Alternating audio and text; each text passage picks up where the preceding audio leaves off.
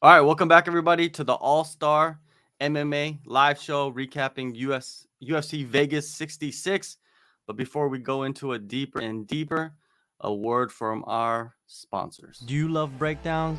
Do you need stats? Do you crave insight? Download the All-Star app, UFC, Bellator, PFL 1 Championship, and more. Ad-free, fully customizable.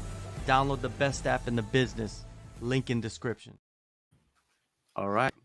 Make sure you guys go download that app, the All-Star app, the best app in the business. If that voice sounds familiar, it's because it's me on the voiceover. For me today, of course, two of the best. They've been on the show before in the past. We got Mike from Mike at Mike's MMA Picks.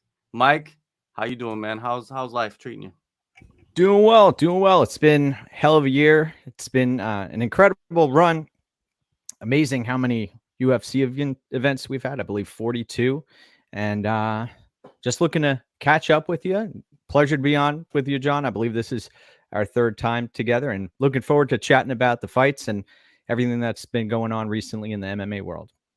For sure, man. And we got Chris, MMA Ecosystem. Go follow him at MMA Ecosystem.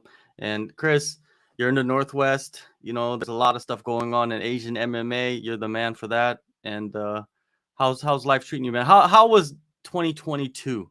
Because you've grown a lot in this year. Man, I can't even track with it. I think I'm looking forward to just taking a minute and the year's over just to breathe a little bit and look back at, like, you know, where I was personally, and then also like the whirlwind of the sport. I mean, the last two, years of MMA since the pandemic have changed it irreversibly. And then like somehow I hopped into all this, and it's taken me places I never expected to go. But I'm up at 1 a.m. this morning watching fights from Korea and then China, and somehow just like loving the ride. And excited to be on here and talk about some fights. I think the next step is you just going back to Asia, just moving back there, man. Since you cover it so much, you might as well, right? Why not? I've been trying to get back there for a long time. So love to make that happen.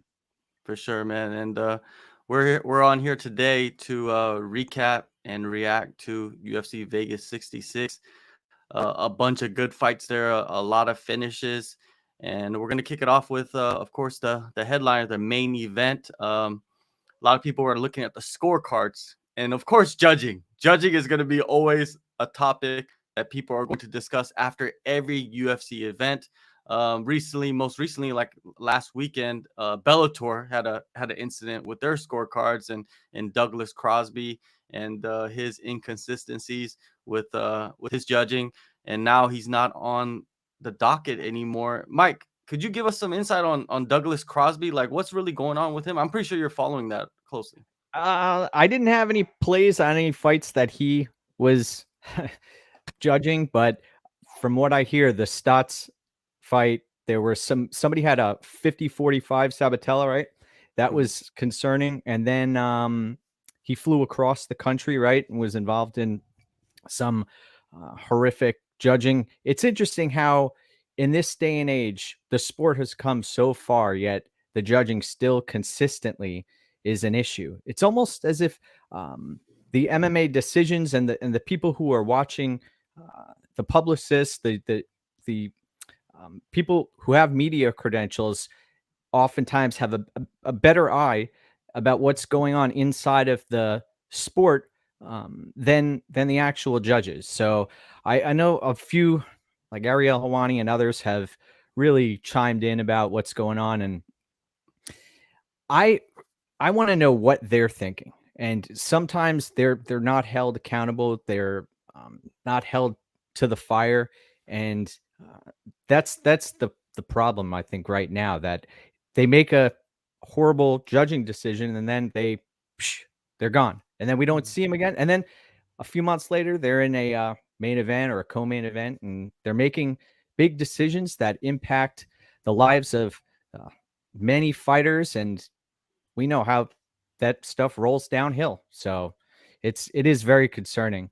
And whenever the fights go to the scorecards and you hear either Bruce Buffer or another announcer talking about the scorecard, and he says the judge's name, and sometimes the hair goes up on the back of your neck and you're like, oh goodness gracious, what's going on here? There's a voice of dissent when everybody sees what actually took place inside of the octagon. So it is concerning. And if you are making bets on the fights, it's another loophole that you have to get through in order to cash that ticket. So it's a concern.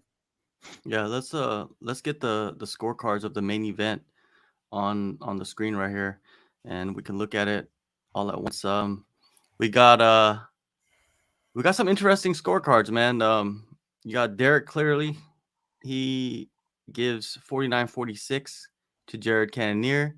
You got Sal D'Amato with a 49-46 for Strickland, and then you got Junichiro Kamuji. Hey, I'm bad with names, so just work with me here. I've butchered every single name from any country. It's not racist or anything. I'm every country. It doesn't matter. Asian countries, Western countries. I'm butchering names. So, but he gives it to Jared Cannonier 49-46. Now, I'm gonna give my viewpoint on this first, and then I'll let you guys ride with it.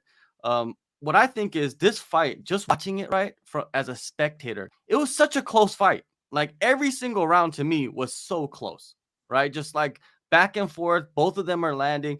I didn't really even see either guy kind of get too wobbled from strikes. I don't know, my eye didn't catch it, because when Strickland did his like little Instagram reaction to the scorecards, right? He said he wobbled Cannonier. I don't know if I saw that. I don't remember that. I would have to watch the fight again.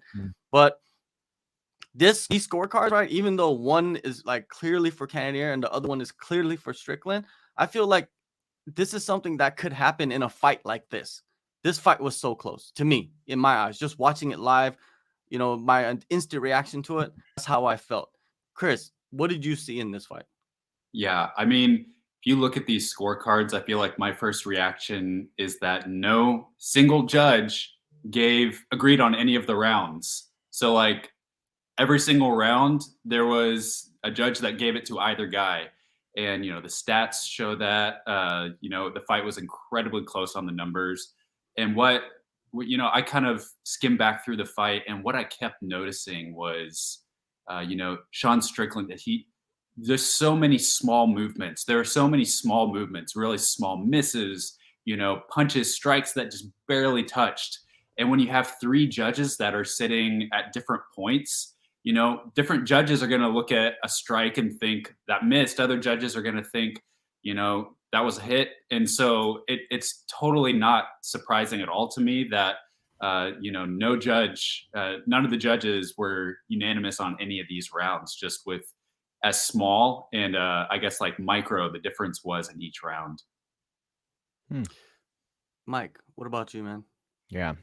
Close fight. I had no action on the fight, so I have an unbiased view of what took place. I saw Cannonier having the edge in power in a number of rounds. He seemed to not be really committing into the pocket, and the defensive side of things from a striking standpoint in regards to Strickland were on point until the later rounds. You saw I have to disagree with John. I saw a few times during the fight in the later rounds, Strickland seemed to get rocked. His head kind of came back like a Pez dispenser a few times, and the volume could have gone to Strickland. The power went to Cannonier. Then you have the visuals, the optics that took place with the bloody nose. Of course, I mean, everyone goes back to the Joanna former champion fight against Weili Zhang, where that first fight, her hematoma may have impacted the judges' scorecards there. But in this bout, I do believe that the optics may have played a role. But the 49-46 scorecards on either side, I think it depends on what lens they're looking through. To be honest, I personally scored the fight 49-46 for Cannonier, but I could see either scorecard being applied here, depending on which part of the scoring criteria they're really pulling. from, because Strickland was the only fighter to put Cannonier on the ground, right? And we're not, this isn't Pride rules where we're not judging the totality of the fight. We do have a 10-point mouse scoring system with 5 separate rounds that need to be scored individually. And it's amazing to me through the years how you watch the way the scoring takes place. And it used to be an unwritten rule. I'm going to talk about champions here, that you needed to beat the champ to take the belt from them, that you had to do something a little bit extra.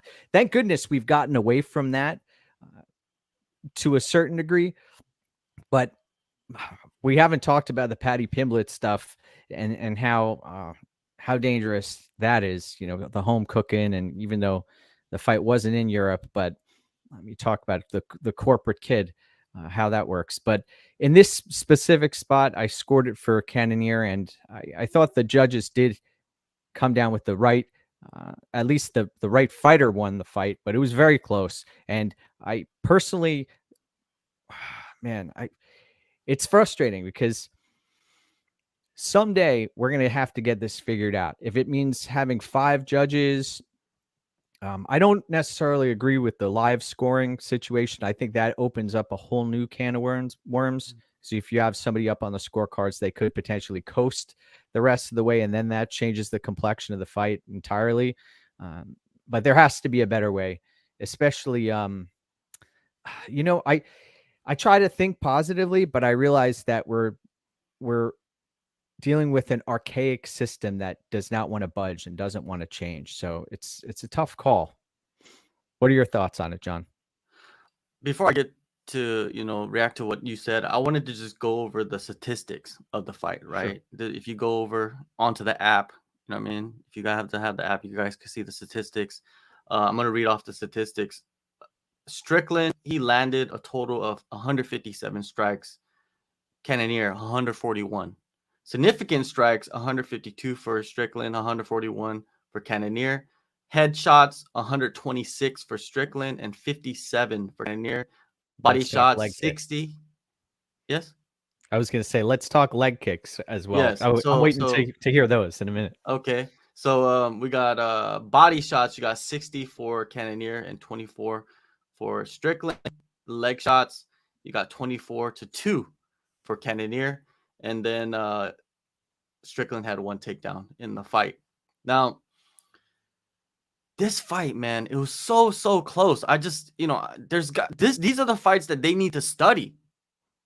Seriously, they need to study these fights to figure out like what's the best adjustments they can make moving forward. I don't understand like why judging is getting worse. You know, we've been watching sport, me and Mike, especially for what? How long, Mike? Like I've been watching this sport for like early 90s. Exactly. I watched it in the 90s. I stopped watching it. I started watching it again in the 2000s, right? So it's like 15 plus years, right? And I think the judging was better in the 2000s. I don't even like remember that many like crazy like scorecards in the 2000s. I don't know, Mike, do you remember crazy scorecards in the 2000s? Well, not necessarily.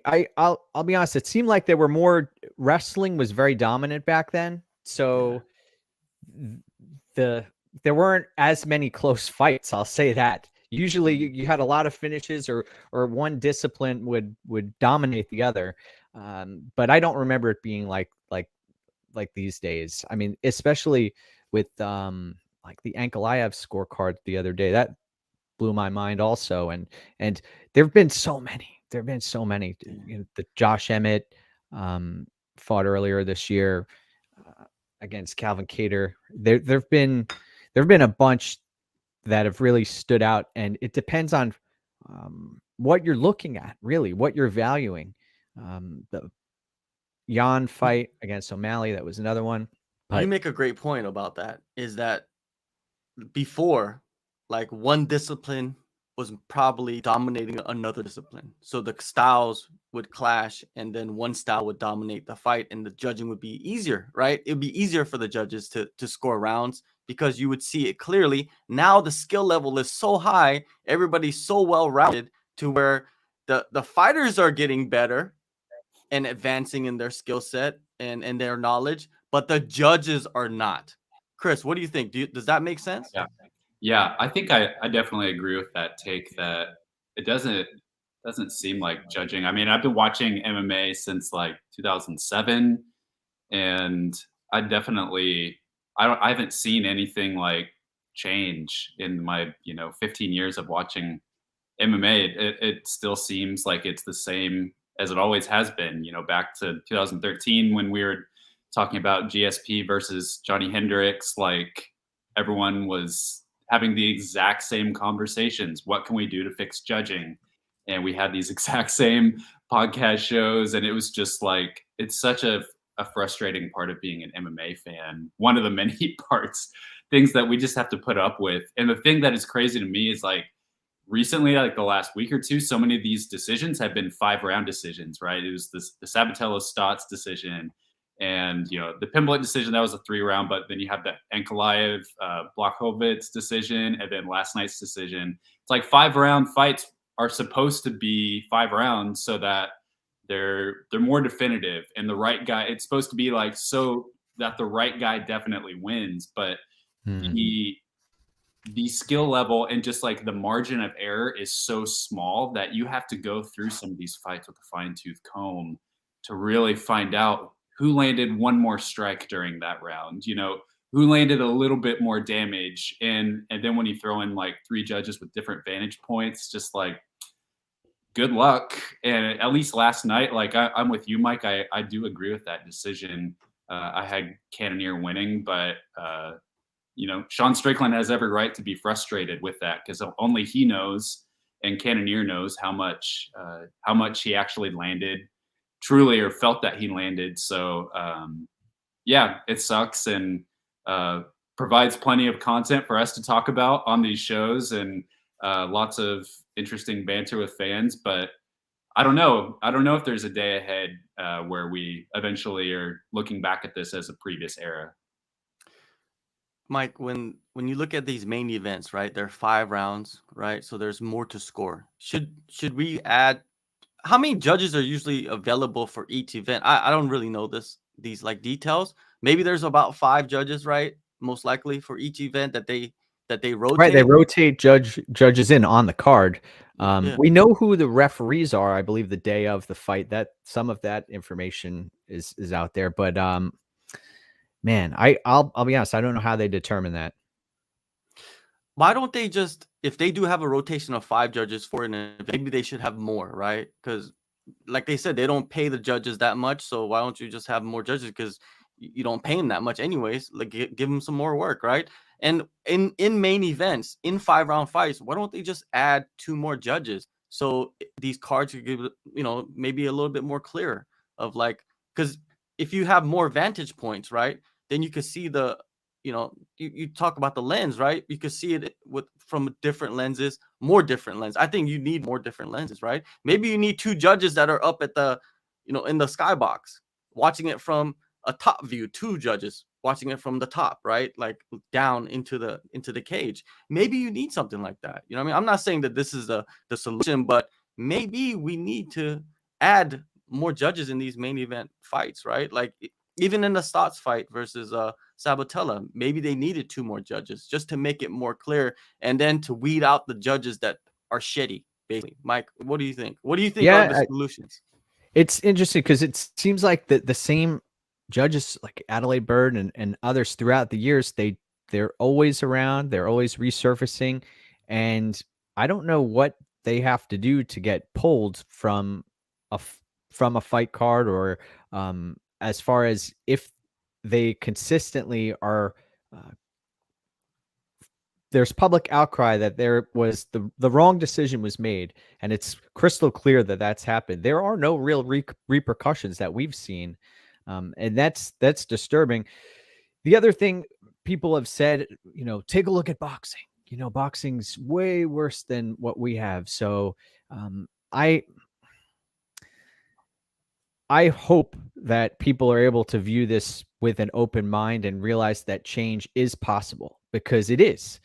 This is fixable. I think the first thing that needs to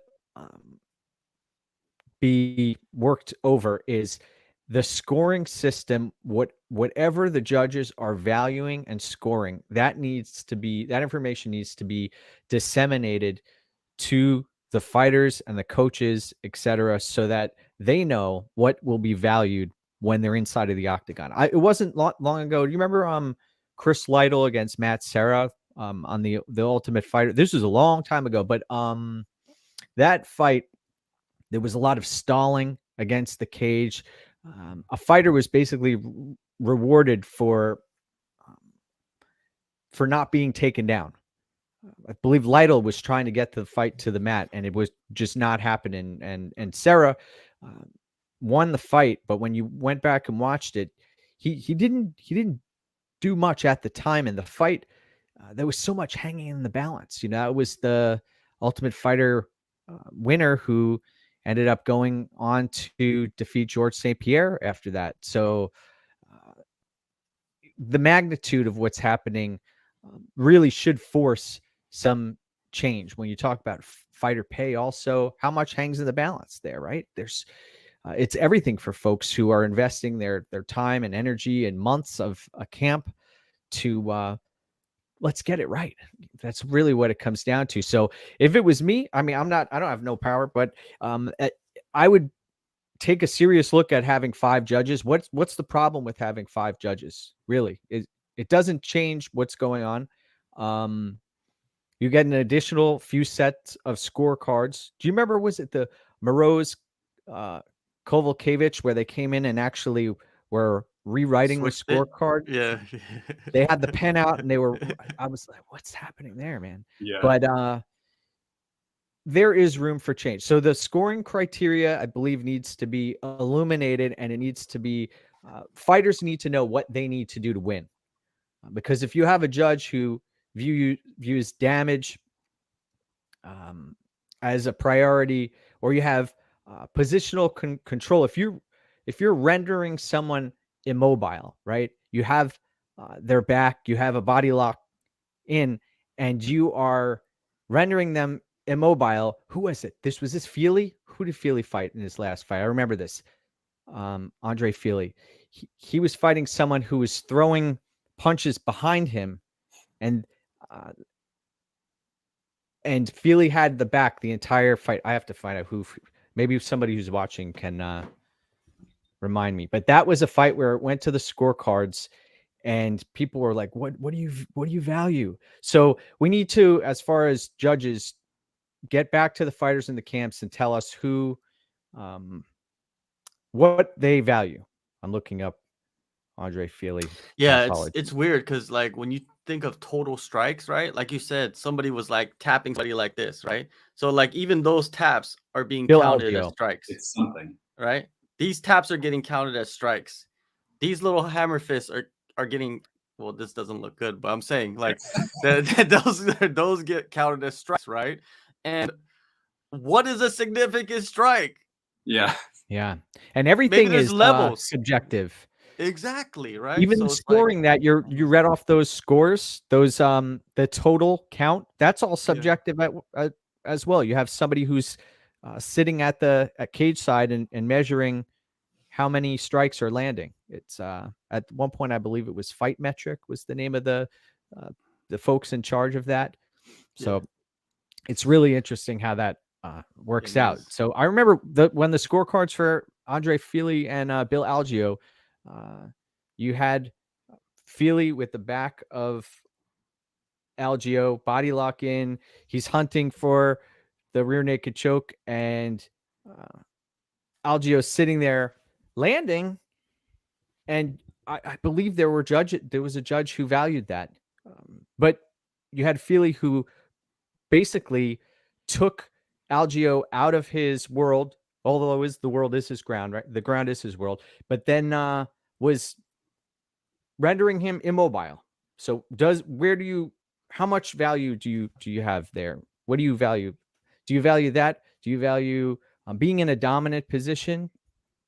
If you're in someone's guard, you know, there are so many positions that need to be there's situations that need to be communicated to the camps, to the fighters themselves, to the judges. Everybody needs to be on the right page here. Long way to go. There's nobody on the right page. There's nobody on the same page. Nobody's on the same page. And we could talk about this for 12 hours and pinpoint like we could go back, I don't know how many events, just this year of how many fights where judges and scorecards were just a little wonky and really wonky, even just in the past couple of weeks. But let's move on, you know what I mean, and talk about this co-main event.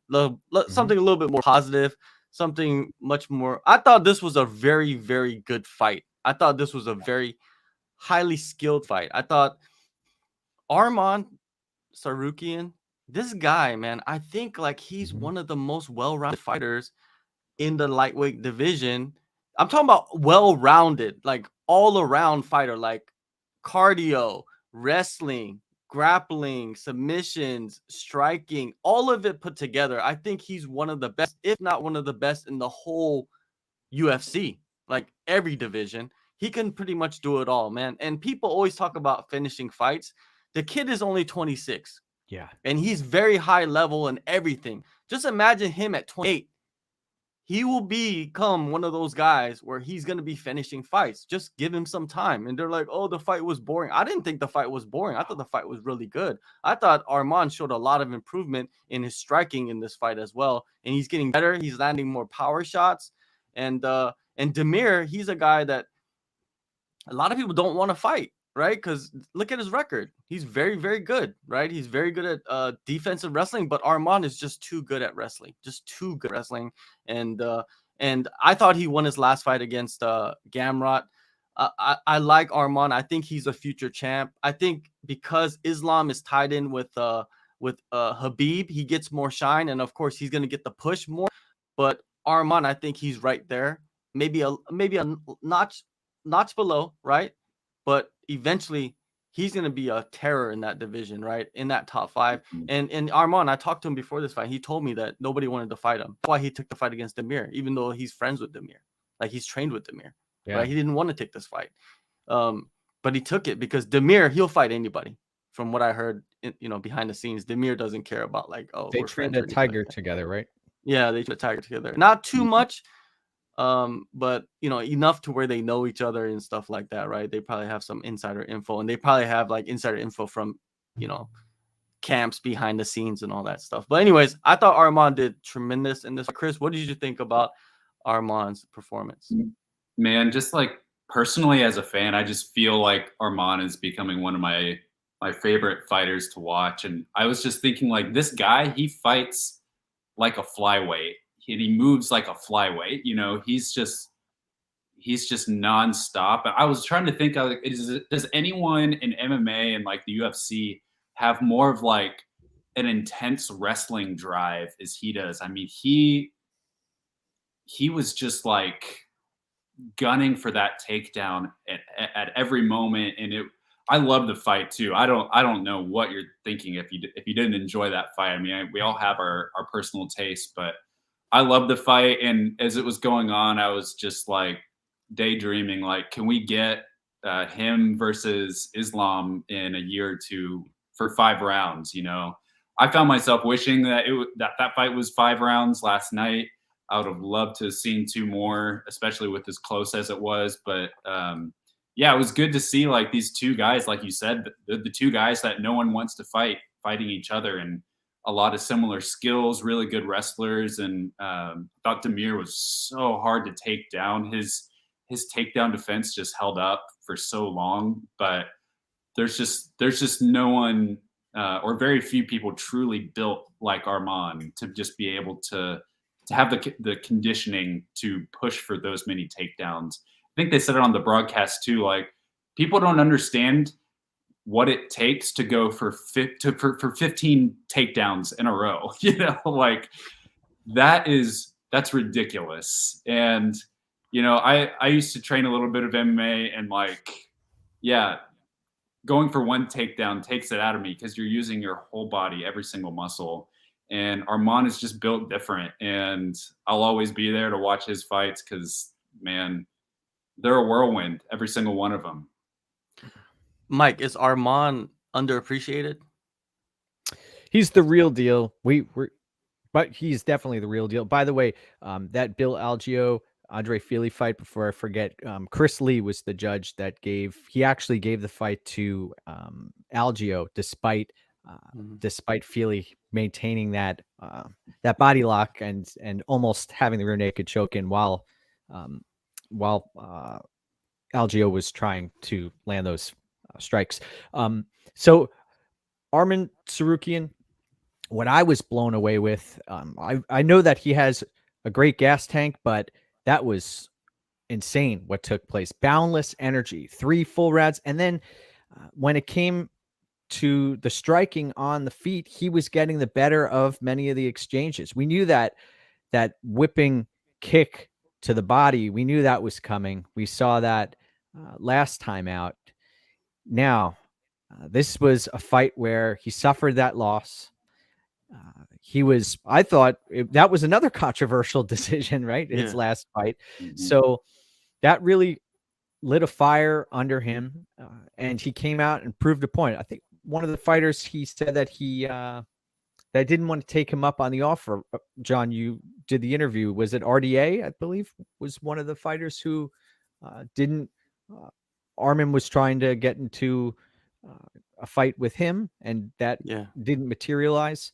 I forget who the other opponent was, but Ismagulov, what blew me away about him was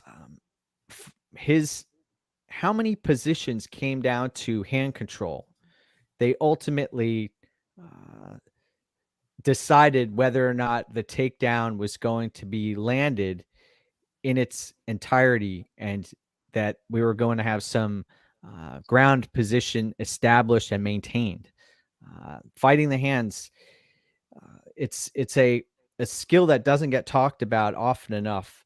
And I knew that Ismagulov's defensive grappling and defensive wrestling was great, but it really, from my perspective, took it to another level against Tsarukyan, who is so powerful. Who at that weight class can match the power of Tsarukyan? Not many from the power wrestling and the gas tank. And now you're adding the striking. I know that from a defensive standpoint, it seemed like there were times where Ismagulov could have capitalized on a few strikes. And there was briefly, you remember the first round, how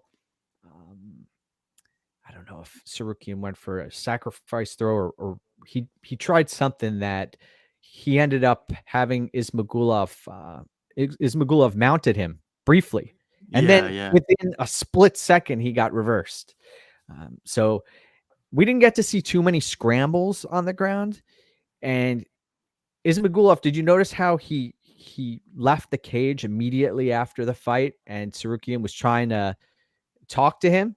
I wonder what that was all about. He's another fighter. Did you happen to interview Ismagulov, John, for this one? No, I didn't interview him. I interviewed him once a while back. But yeah, he's like, he's like he's a stonewall, man. Like, that's the type of person he is, right? He lost and he hates losing. He doesn't lose much. This is his second it's been loss a long of his time. career. Yeah. So and the winning streak that he was on, I posted a tweet. It encompassed, I think there were only 2 fighters on his entire win streak that had a losing record. Everyone else who he beat was they had a legitimate winning record. So this was a fight between the cream of the crop of the division, as far as I'm concerned. And Tsarukyan, I mean, he's a title contender. He, at 26 years of age, you're right, John, when you said 28, when he's 28, imagine where he'll be. It's the sky is the limit for him. The way when he fought Davi Ramos, that was incredible how he just went right in there. The Joel Alvarez fight, another fight where he just went right into his guard, didn't give 2 shits, and split him wide open with that elbow, and then showed the killer instinct to get him out of there.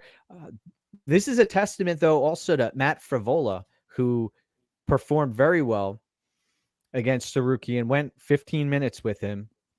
And that was impressive also, because the steamroller is going to get you to empty your gas tank. And Tsarukyan was right there at the end of the 15 minutes. And Tsarukyan won that fight, but that's just more in the well for Tsarukyan, more experience in the well. And now he knows he can beat a top 5 lightweight. I think it was Tsarukyan who recently made a point. He was talking about Oliveira, Poirier, a few other folks, Gaethje.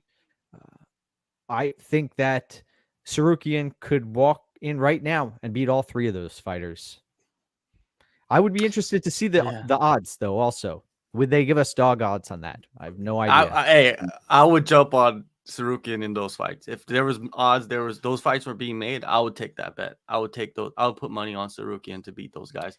One other point. Yeah. I just wanted to make this point. Did you catch Tsarukyan doing the poolside interview a couple of days ago, where he was talking about the lightweights in the division? No, what did he say? No. Well, he talked about he made great points about each of them. But one thing he said about Chandler, he was also talking about how he would that Chandler's too old and that he would beat him. But he talked about Chandler and how he picked up Poirier and slammed him. And why do that and then just give up position on the ground? And that ended up the finishing sequence right after that. And he talked about the importance of maintaining the position. You work so hard to land that takedown, and then just to give up position right after that. How important it is to secure the position. That's what you talk about, fight IQ. And Tsarukyan, at only 26 years of age, he has that, and then also the will to win. He has a flame that will not be put out. When he came onto the scene against Islam right off the bat, that blew me away also. And he's growing leaps and bounds. So excited about his future and what could be potentially in store for him. Incredible. Yeah. Man, if you look at the top 15, Syed is the manager. He manages Arman. He manages Demir. He manages Fiziev as well. And those 3 guys are going to be top 5 fighters in the next couple of years. And he has to manage those guys, right? It's going to be insane. Chris, it's pretty insane. Like, nobody else has that amount of talent in that top 15. And it's the lightweight division, which is the heartthrob division, I like to say, right, of the UFC. Yeah. It's insane.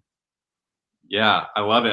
I feel like for a couple years, lightweight was kind of aging a little bit, but I feel like it's as good as it has ever been. And as I think about, like, who's next for Arman, I was just looking at the guys ranked ahead of him, and I was like, I don't know how many of these guys are going to want to fight a young guy like Arman, and personally, I like salivate over the Michael Chandler fight. Like, that's just like two monster trucks, that's like a monster truck rally, those two going at it, which, for our listeners, watchers not in the United States, monster truck rally is just like these 2 guys that get in these, oversized, cartoonish looking trucks, go in a big arena and just like drive all over each other. That's what Michael Chandler and Tsarukyan would be like.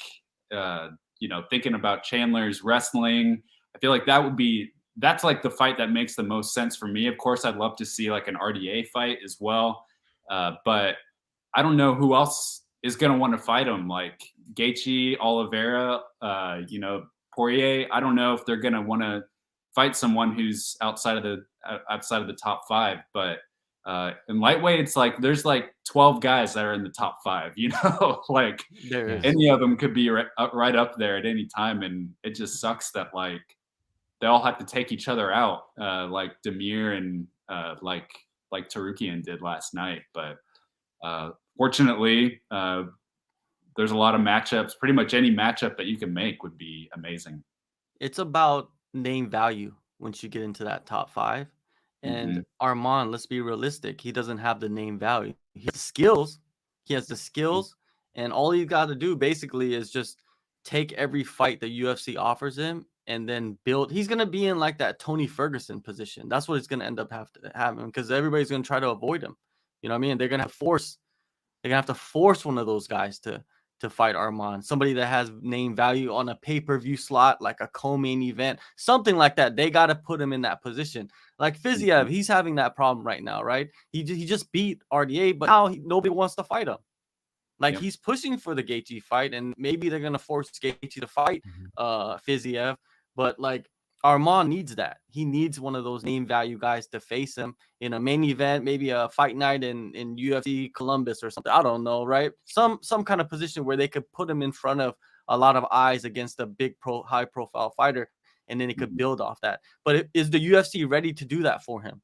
That's the question. You know what I mean? We could, speculate like who needs to fight, but it's like who's gonna take that matchup, and with the danger factor of like what Arman brings, right? So it's gonna be hard, man, for Arman to get a fight that is gonna catapult him. I think he goes into a lot of those matchups with really high expectations from like someone like me, or even I think Mike as well, of like what we know and what we need to see from him. I think we're gonna see a lot in that future. But yeah, man, it's hard, man. I don't see Poirier taking that fight. I don't see Gaethje taking that fight. I don't see Chandler really taking that fight.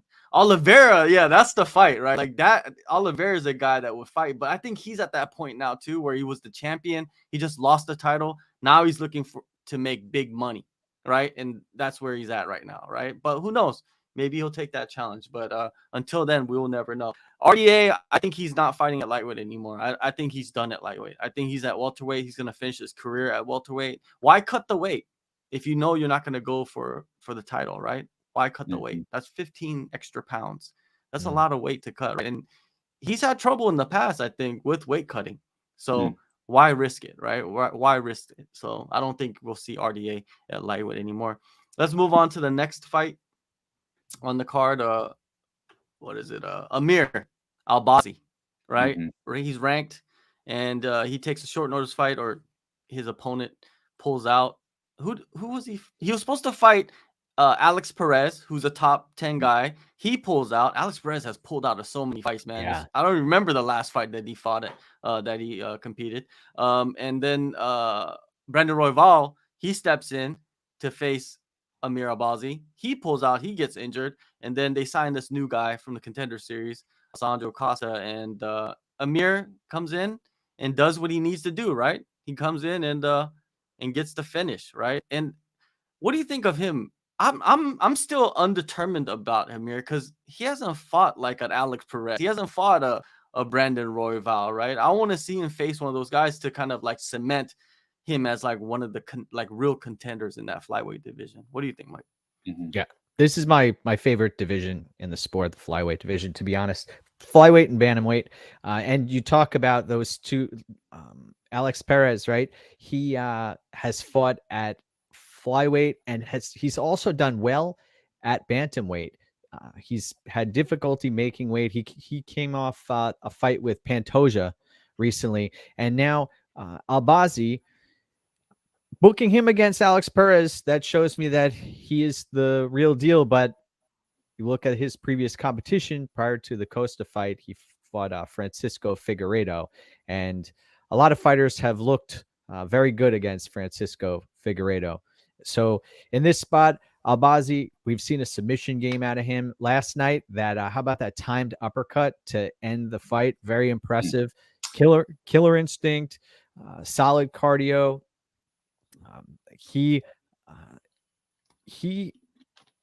I'm trying to think of a possible opponent to give him here. I'd like to see the Royval fight booked against him. Somebody who's gonna be a scrambly fighter who will test his cardio and will transition often.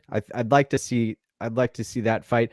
Not completely sold on Albazi. I mean, we're talking about somebody who is a minus 450 betting favorite. So he was supposed to wipe the floor with Costa, and he ended up doing it. This bout does tell me, though, that he has skills that are legitimate and that can be implemented inside of the octagon. But I want to see him tested. Hopefully, he looked like he came out unscathed there. I'd like to see him get another fight in the first quarter of 2023. And that flyweight division has to keep moving. We need to get Pantoja a fight. How about that? Albazi versus, well, no. Pantoja should be fighting for a belt. Yeah. I'm this the Moreno 4 consecutive title fights against Figueiredo is wild. And then also to know that the division was at one point, this was last November, I believe, Cody Garbrandt was booked to fight for the flyweight UFC title, and we saw him end up taking on Kai Kara-France, and now he's moving back up to 135 pounds. So I don't know what's going on with Pantoja. He needs to be in a title fight. That guy's amazing. But Chris, Albazi, though, the jury's still out on him as far as I'm concerned. Yeah, I agree with that. Chris, what do you think? Makayev? I think Makayev came out and held him out just like yesterday after the fight. Yeah. He's like, let's fight. I mean, like, personally, like, yeah, I'd love to see that fight. That would be a really interesting. I don't think that fight's going to happen anytime soon. Maybe we'll see it a couple years down the line, but like Albazi needs to fight someone above him, and Makayev needs to, in my opinion, I think he needs to take it a little bit slower, fight people that are, in that 10 to 15 range. But, we do have UFC London coming up in March, and someone like Albazi in that range would definitely fit the bill for that London card. So I feel like they need to give Makayev a good opponent for that card, someone around the number 10 ranking. I would like you guys. I'd love to see him fight someone who's going to push him a little bit more. Costa, maybe this was because he took it on short notice. He wasn't necessarily keeping his foot to the gas pedal the whole fight, and because of that, I think Albazi got to implement his game plan a little bit better. But when we think of flyweight, we think of scrambles, we think of chain wrestling, we think of really good cardio, and I'd love to see him face either a Royval, a Kai Kara-France, like any of these guys that are gonna put him through the grinder. So yeah, I'd love to see him fight, take a step up. And the thing is like this win over Costa is gonna age really well. I've been watching Costa for a while, and I think that he's a future, at the very least, ranked fighter in flyweight. He's really good. He's coming off a 12-second KO for a belt after he fought on Contender Series, and I think he's a lot better than most people think. Just coming into the UFC and being unranked, but that's a really, really solid win for Albazi. So I definitely don't see that as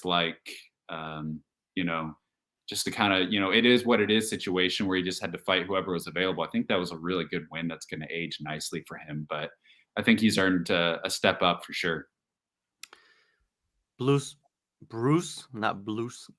Leroy, Alex Caceres, man. He comes in and does his thing, man. Beautiful knockout. He hid the kick behind the left hand, I believe, and the left kick just came in just so smoothly. It didn't even look like he threw it with much power. It just landed just on the button, and Julian Rosa was knocked out, man. He took a couple more on the floor because he needed to, but Caceres, man, it's a trip. That's like his second.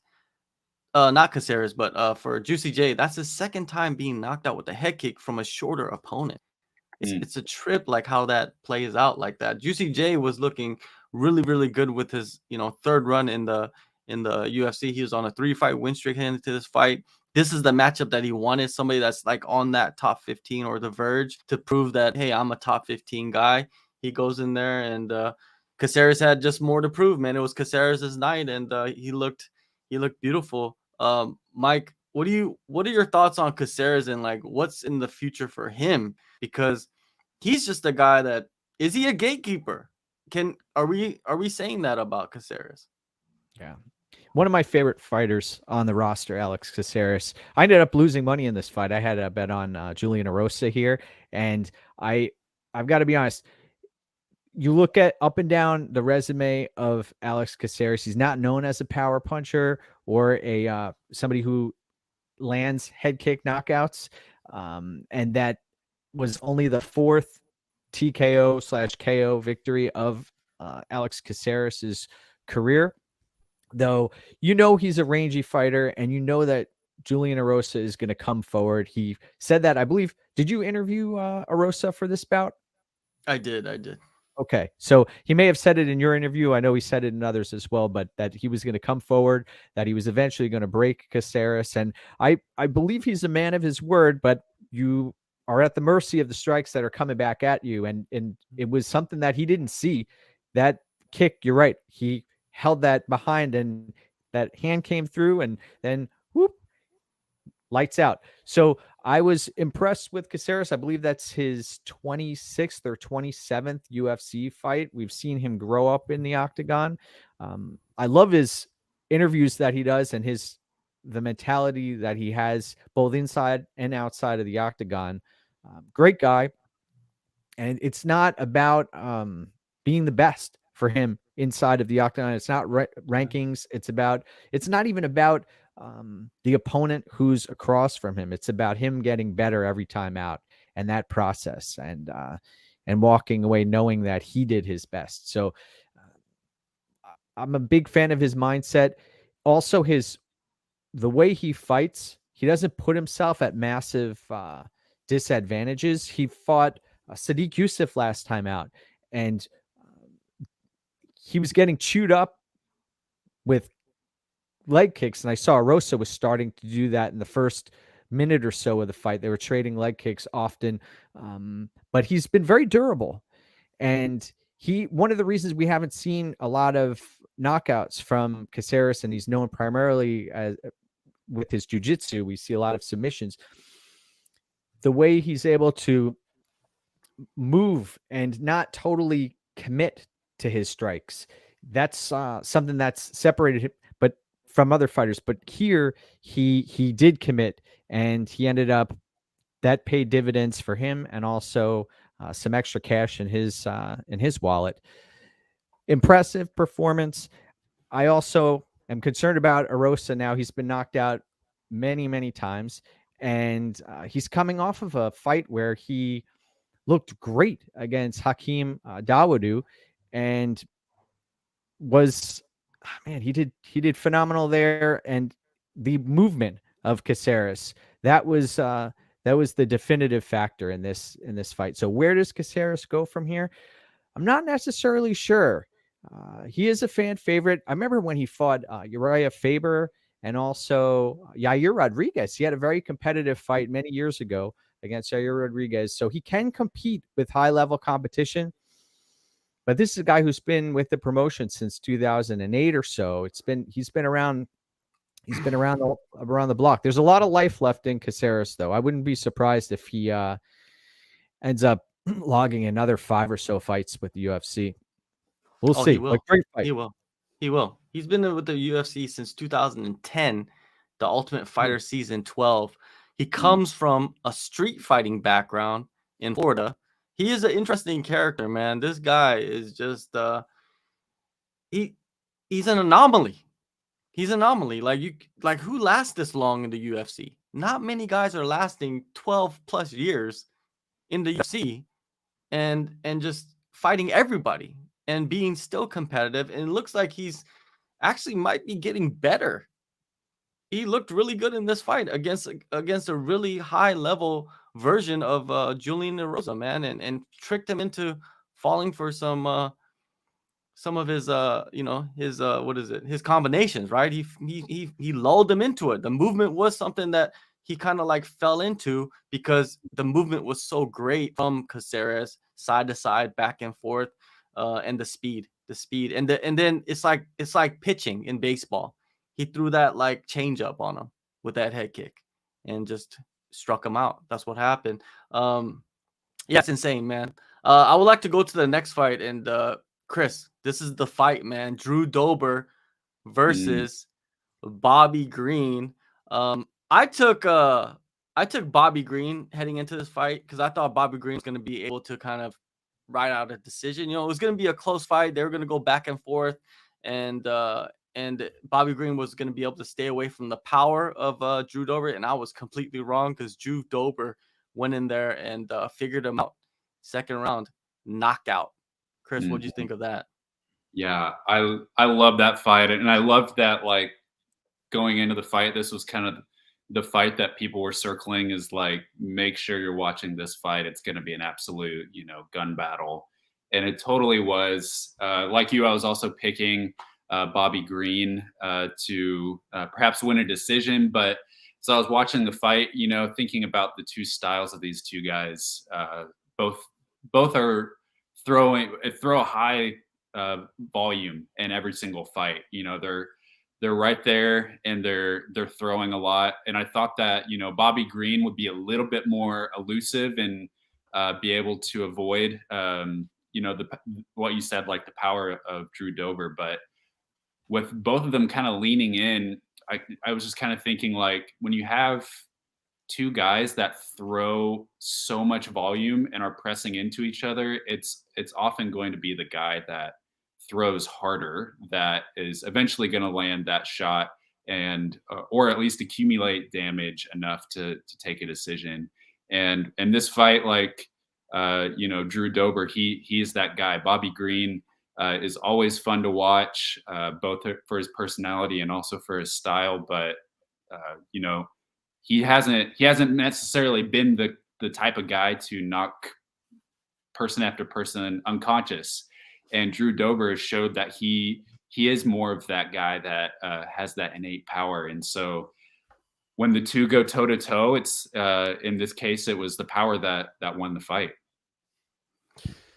Mike, Drew Dober did a great job of containing Bobby Green along the fence, and Bobby Green, I didn't even think of this heading into the fight, loves to just kind of like hang out along the fence, and Drew Dober figured that out.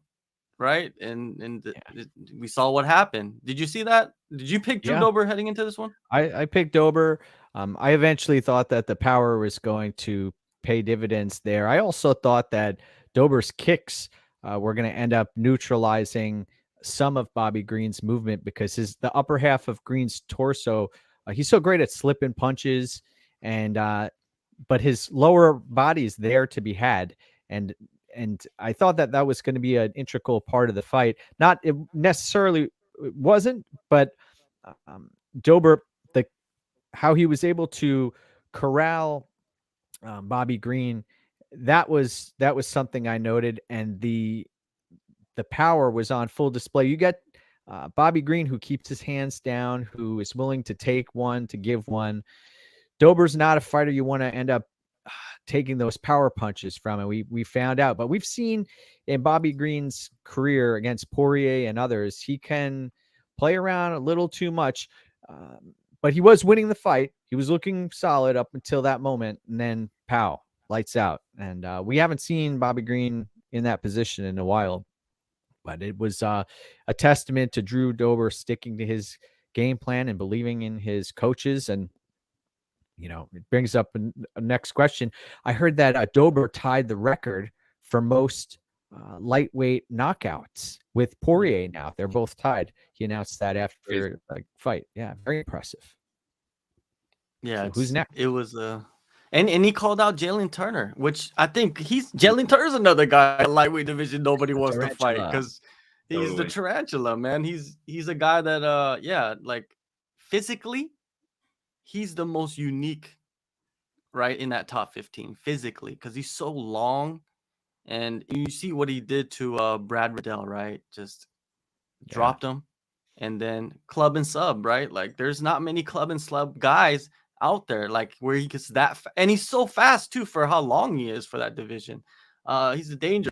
And Drew Dober, I like that he called him out. I think Drew Dober had that in his mind. Like, if I win this fight, I'm going to call out Jalen Turner because nobody wants to fight him. And if nobody wants to fight him, and I think Jalen Turner will take a fight. And that's his way of getting back into that top 15. I would have thought that if this fight doesn't play out between him and Jalen Turner, if they don't put that together, I say give him Tony Ferguson. He's sitting at number 15. Drew Dober's not ranked right now. I think he's done enough, right, to get himself someone like that. What do you think, Chris? Oh man, yeah, I'd love that fight. I would love the Jalen Turner fight as much as anybody. Really, it's like with Drew Dober, it's like, especially at ranked lightweight, who are you going to put him in there that's not going to be a great fight? It's always a good fight when Drew Dober's on the card. But yeah, I love that Jalen Turner fight is just like, they're so different, and like their body shapes are so radically different. It's like fights like that, I think, are some of the most exciting when you have two guys that are just like at totally opposite ends of the spectrum. And you know, they both are pretty well-rounded guys overall. They've been in the sport for a while, but like I think the fights like that are the kind that generate some of the most fun conversation for me to like speculate, like how is the range, that club and sub style of Turner, how is that gonna you know, go up against the very I would say more traditional orthodox Muay Thai style of Drew Dober, who's a lot more compact, but you know, hits as hard as anybody in the division. So I'd love to see that fight. Yeah, it's almost like we have like almost like two lightweight rankings of like the top 5 and then all the guys that no one wants to fight. And you know, we're just putting all those guys up against each other, and eventually they're going to move into the top 5 because they'll have to. But you know, not a bad place to be in. No, not. Now to kick off the main event, we had Cody Brundage stepping in on short notice. People probably forgot that he was supposed to fight a few weeks ago, and that fight was canceled during fight week. So he steps in against Mikhail. This name I cannot say it. I will butcher it, so I'm not going to attempt it. But yeah, Oleg Chaychuk, and he drops down to middleweight, and we know Mikhail as a power puncher, and he just proved it. That even if he goes down to middleweight, a weight class below what he was fighting at, the power is still there. Insane ground and pound in this fight, right? Just constant. And Cody wasn't able to do anything in this fight. I thought Cody was going to be able to go in there and wrestle against him, you know, and maybe neutralize it against the fence or something. But that did not happen, man. It was just like pure domination by Mikhail. Mike, Mikhail, is he going to be a major player in this division? Well, I will say in the beginning of the fight, Cody Brundage did land a takedown against the fence and was in Mikhail Oleksiejczyk's guard. And then it came down to hand control, and Oleksiejczyk ended up reversing position, and Oleksiejczyk ended up in Brundage's guard, and that's where the power strikes came down the ground and pound and knocked Brundage out. So impressive win. I'm going to have to get Big Pretty in here in a minute, my big fat bulldog who's making noise out there. So I apologize for that. No worries. But impressive win by Oleksiejczyk. And I like that he finally made the move to middleweight. I don't know what was going on with him up at 205 pounds. He didn't necessarily have to be there. And we've seen that now he has a feather in his cap, not only to be able to survive on the ground with Brundage, but also reverse position and get his own victory on the ground. Impressive. I also wanted to just point out that the under 1.5 rounds prop was hovering around plus money before this all took place. And under 2.5 rounds was hovering at around minus 230. So I did not see this fight going the distance, and it ended up finishing rather quickly. And we've seen Brundage in some tough spots on the feet against Dalcha Longiambula, and he pulled the rabbit out of the hat with a submission in that spot. So where does Oleksiejczuk go from here? Middleweight. What do you guys He's think? only 27. He's only Yeah, 27, great so he has point. time. Yeah. He Still can needs to fight. I develop. think he needs to build his resume, right? He fights Mhm. Cody Brundish here, right? Who's only has a couple fights in the UFC so far. He fights another guy, right? That's kind of like in the same position, right? In the middleweight division, maybe coming off a win or two. And yeah, and feed him some grapplers. Let's see what he can do, right? Let's see if his grappling is improved, or is he working on his grappling? Because, man, I think that if he can round out the grappling, he has so much devastating power in his punches that he could beat a lot of the guys that are in that top 20. Just that, can he, defend against the wrestling, right? On a constant basis. But the one thing good about the middleweight division, there's a lot of strikers at the top, right? So you could see him getting pushed to the top 15 much quicker. Do you see Can you that, Chris? imagine a fight between him and Till? Exactly, right? That's a fight would be insane, right? Like, there's a lot of strikers in the middleweight division. Yeah, I think, I was looking back at like who he lost to at light heavyweight and who he fought, and like, I mean, you can see it on the screen there. He lost against Jacoby and Jimmy Crute. He also lost against Ovince St. Preux. So some pretty like strong guys, and then he's got wins over guys that I would not necessarily consider power punchers. Pretty favorable matchups for his style. And I was thinking about Bruno Silva as a guy that would be a good test for him. Let's, put him against a guy that's another, guy that's big for the middleweight division, and let's see how he handles that kind of test. It's gutsy as it is to drop down from 205 to 185. I mean, good Lord, like a 20-pound drop is ridiculous. And so he's naturally going to be the bigger guy. So let's put him against another big guy and see how he handles that. That's what I'd love to see, is someone, he was like right around that number 15 rank when he was at light heavyweight. So let's put him against someone that's just, hovering below that at middleweight and see how he does. But yeah, a Till fight, that's a whole nother rabbit hole of a Darren Till fight. It's a good fight stylistically, really interesting, but I'd love to see him fight, any of those guys, top 20, top 25. I got one for you. How about Eric Anders? Oh yeah, that's another good one. Big, strong guy. I like it.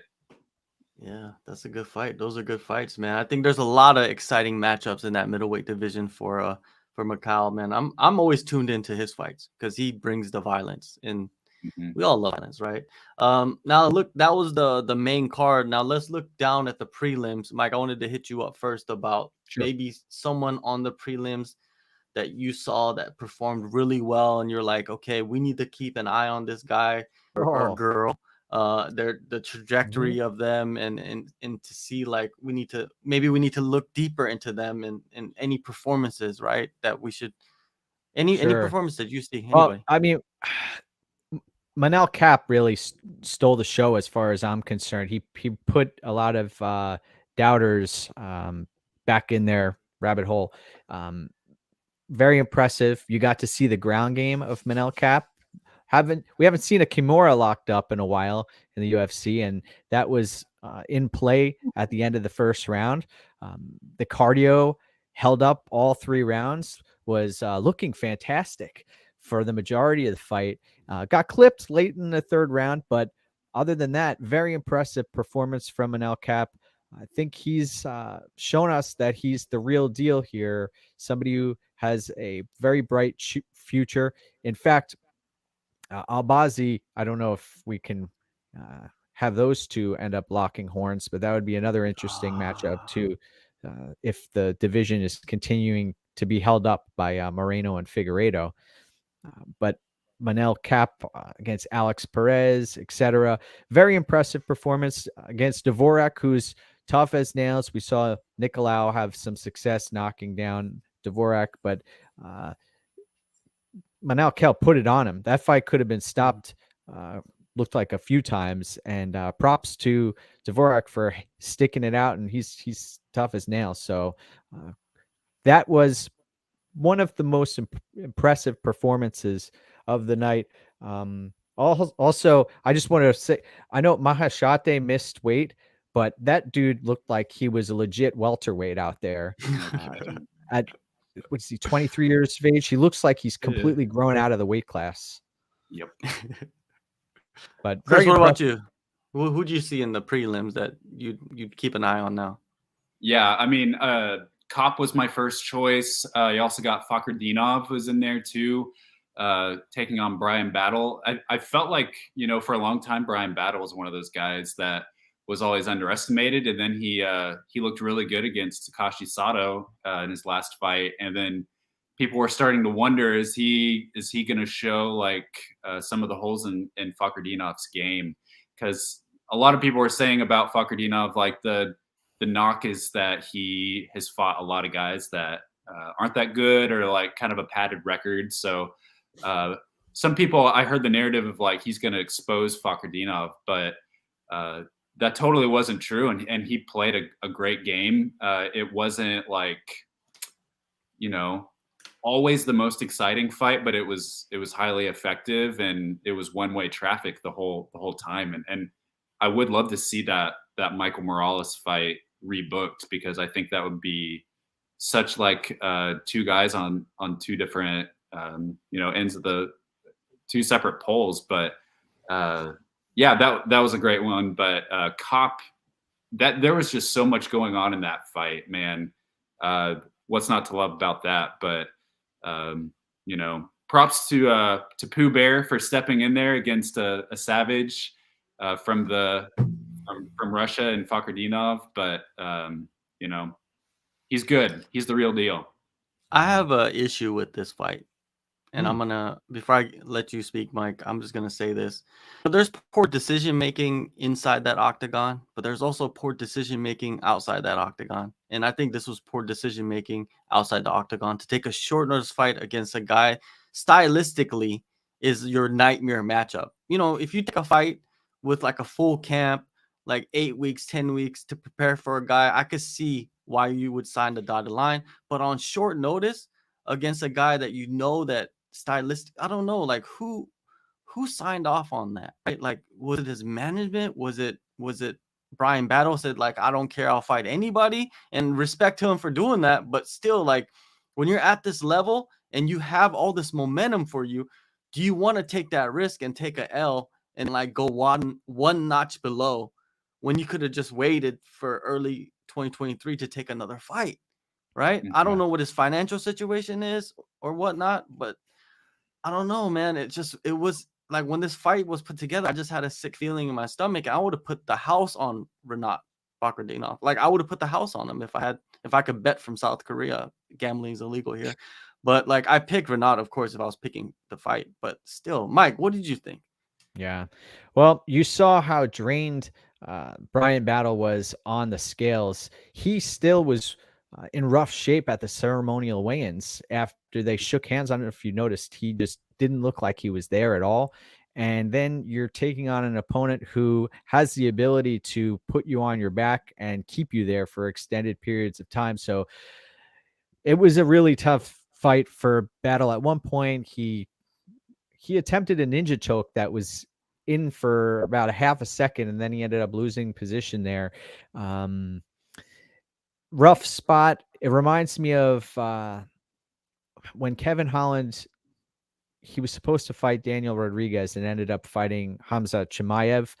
I have no idea why he took that fight last minute, that switch around there, considering how Kevin Holland has traditionally struggled big time with folks who can ground them. And in this spot, short notice Battle, we've seen him struggle to lose the weight, even though he has been successful. This time he made weight also.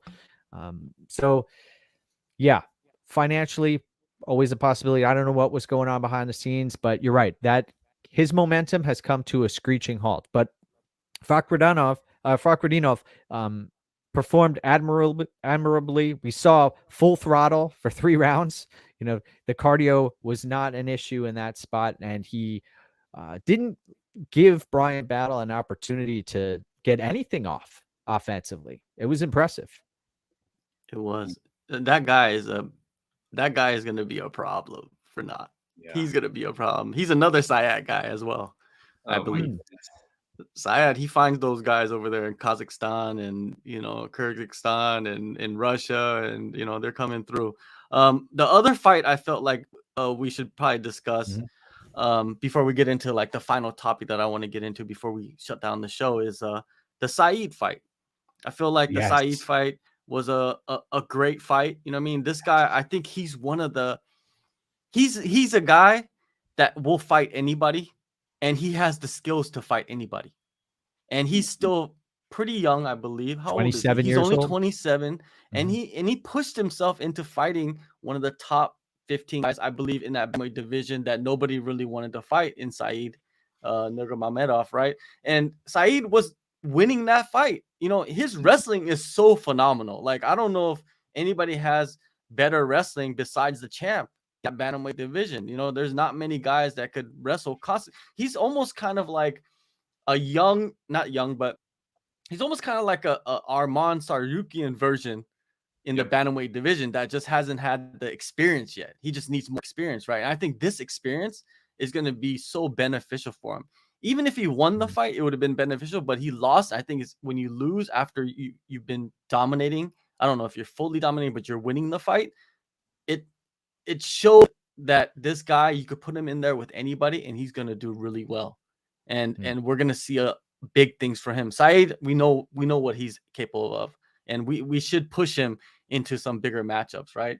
I would like to see Saeed fight Sean O'Malley, to be honest with you. I think that fight would be fun to watch with the striking that Saeed brings, Nurmagomedov, not Saeed Yaqub. But what do you think, Chris, of Saeed Yaqub? Yeah, it's one of those fights where it's like you almost feel bad because you're like, man, I feel like Saeed Yaqub was looking so good and he was controlling that fight, and then he made a mistake and he got caught, and I almost wonder, like, do we view that win for Saeed Nurmagomedov? Do we view that win differently than if he were just to win quickly in the first round? Because like he could have won quickly in the first round if you saw the way the guillotine was set up early. Yeah, that's true. Yeah, exactly. And fortunately, he's a young guy. He's still at the beginning of his career, and so and he's with a good team too. He's with Warrior Camp up in Spokane, Washington. It's where like Terrence McKinney and they've got some of the good prospects in the Pacific Northwest are training out of that camp. And so I think he's with a good team, and we'll see a lot more from him, and we'll see him fight some ranked guys. But yeah, totally. He's right in that space of kind of like an Arman or a Demir, of like he could roll with anybody in that top 15 and look good. Because obviously he made Saeed Nurmagomedov look very beatable, which no one's managed to do that. Well, I think he has lost once in the UFC, but yeah, he looked phenomenal, and I can't wait to see what's next from him, especially if he tightens things up a little bit. Mike, I agree with many points. The motor on Kakhramonov, very impressive from the get-go. Opening seconds, shooting for the takedown, but then he got caught in that guillotine and looked pretty darn tight out there. And we saw ultimately about a round and a half, and Kakhramonov continued to press on, was actually doing well, landing some strikes, and you saw how spent Saeed Nurmagomedov was after the fight, having his hands on his knees for significant length of time. But you go back to the Cody Stamann fight, and there have been others. I think this also speaks to Douglas Silva de Andrade. That third round, he's put Morozov in a really tough spot and ended up winning there. And he also put Saeed Nurmagomedov in a tough spot there in the third round, and Nurmagomedov had enough to survive. But Kakhramonov here, I honestly think Kakhramonov may have been sleeping a little bit on Saeed's submission game there. He's got that up his sleeve, and folks don't think of Nurmagomedov as a submission artist, but he can go to that well.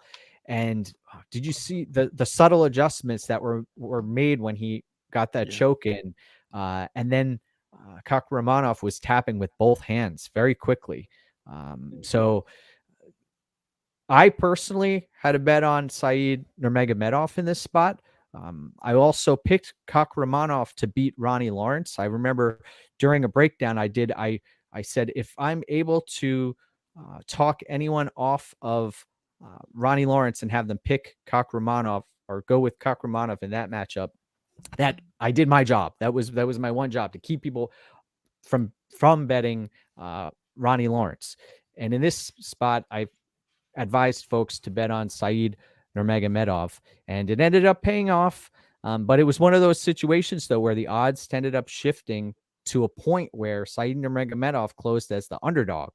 And considering the strength of schedule and the skill set and the maturity, that's another thing. I think that Kakhramonov was really going for it, to a point where he ended up putting himself in a situation where Nurmagomedov he could just wait there and make some adjustments and let Kakhramonov basically hang himself with his own rope, and that's what ended up happening. Yeah, that definitely, you're right, and I think Kakhramonov he's gonna learn from that, right? Learn from putting himself in danger and having to tap.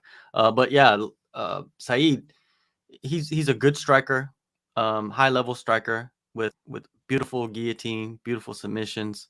Not the best grappler, because you saw that he was getting taken down, but man, he's a danger. Said's a danger for anybody in that division, and Kakhramonov, he's going to be a danger as well. Bright Imagine future, him at 30 years old. Just think of him at 30 years old. Like right now, Said is 30 and he's doing what he does.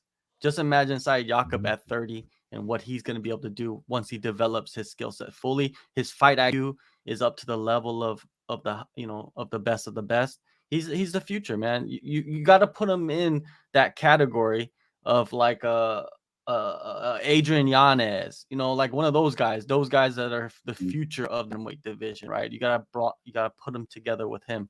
So I can't wait, man. I can't wait to see how they match up. I can't wait to see who Said is matched up against. If you look at the rankings in that bantamweight division, man, it's crazy. Like Said's at number 15.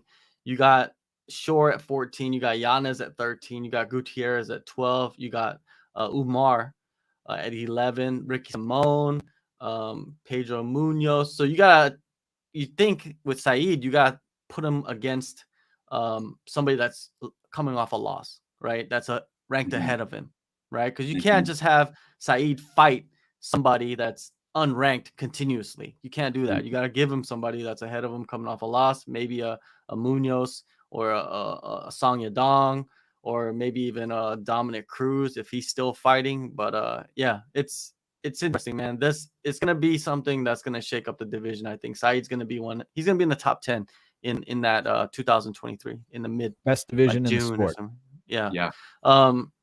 Now, before we shut this down, I wanted to get into the gambling scandal. I like to talk to people about that and get their perspectives on James Krause and Derek Minner, and Mike is he's a tipster, and when you're a tipster, you need to know about that side of the world, in detail. And James Krause and Derek Minner, and right now there's a federal investigation going on, and if you know anything about federal investigations, it goes deep. They're gonna go and interrogate whoever they want and get information from whoever they want, threaten whoever they need to with jail time, and people are going to snitch. People are going to give information, and I'm just waiting on that. I'm waiting on like who is involved, because I think it's a tangled web of lies, and there's people involved, and the stuff that James Krause has done since all of that has come public is sell his gym, He sold his gym, right? He's gotten rid of the Discord. He's erased social media. I think he still has his Twitter, but his Instagram is gone. His YouTube is gone. His Discord is gone. He sold his gym, and man, and you hear from people that are at Glory. You saw the interview with TJ Brown, who trains at Glory for part of his camps. He didn't go there this time, or actually he did go there, but James Krause wasn't there, and he said the environment wasn't the same. Man, of course, there's a black cloud hanging around that gym, and even the fighters. Jeff Molina, he's a guy that is a Glory MMA guy, 100%. He was pulled from his fight, and they said that he was pulled by the UFC, and it's not like he pulled himself. So that says something as well. Mike, I just wanted to get your thoughts. Unmute yourself, please. And from a better standpoint, man, did you see that this was going to happen with James Krause, especially with that Ariel Helwani interview that he did that incriminated himself? Yeah, I'll be honest.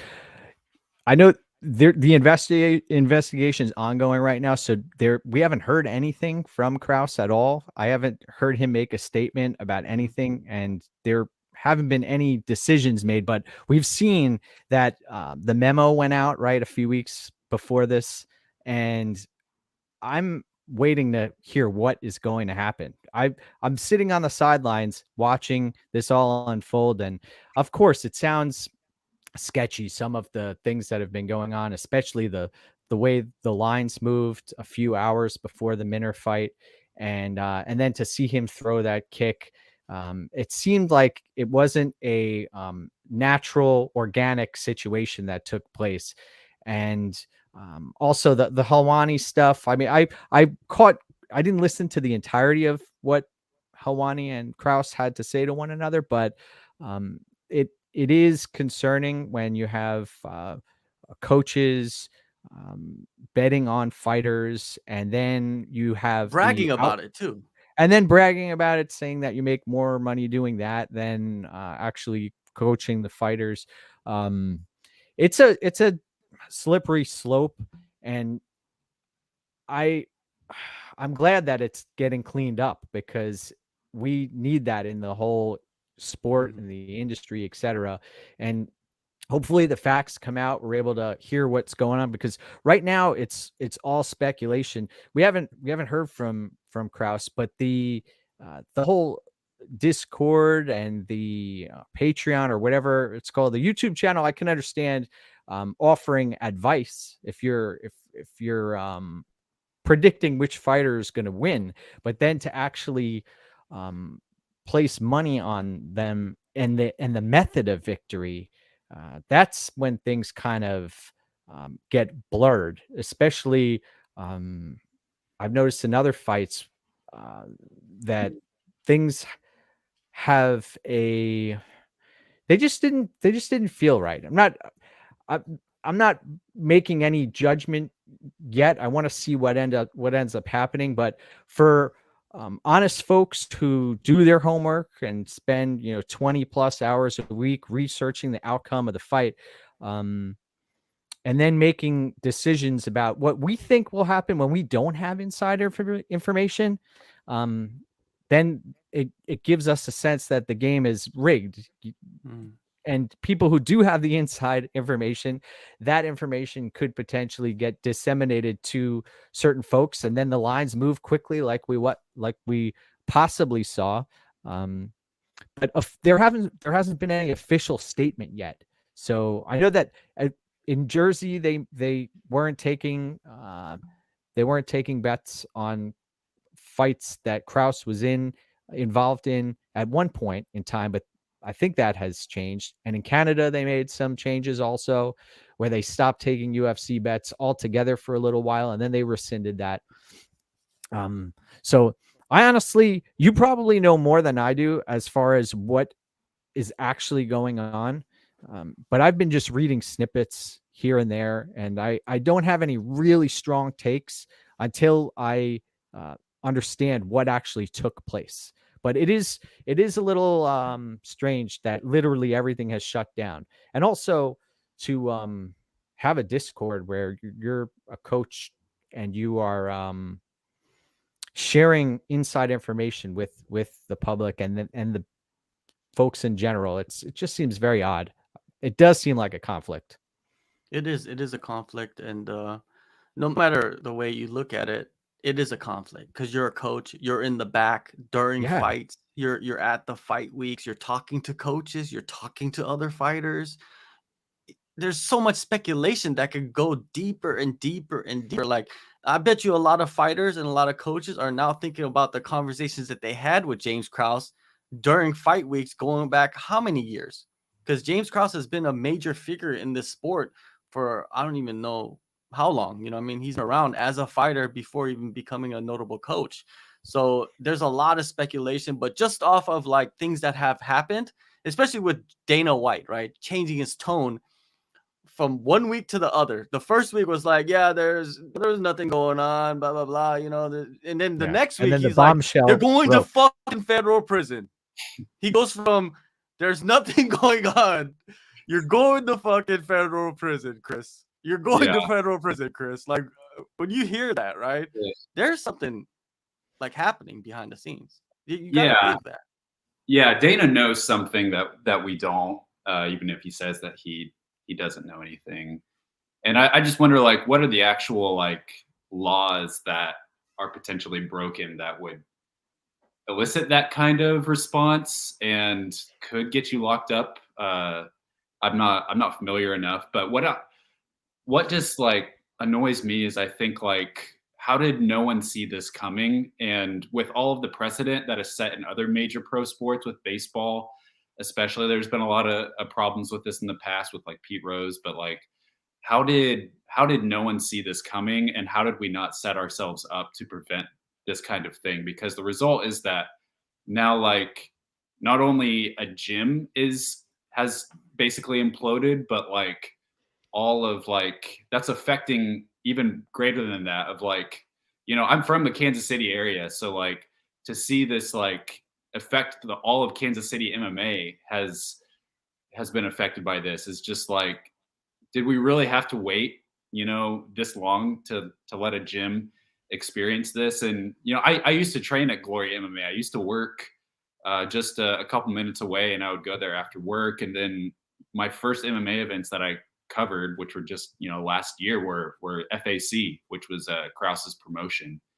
And it seems like that is still going on. You know, they just had an event a week or two ago, but like, it just like really saddens me to see all these people that were likely have no connection with whatever could have been happening affected by this, and having to uproot their lives or like potentially even have to move to train somewhere else. Like, it is just really, really sad that all that has happened. And I personally just hate to see it happen because there was so much that I was personally excited about being from the Kansas City area and seeing so many great fighters come out of that region. And now it's like kind of this black hole.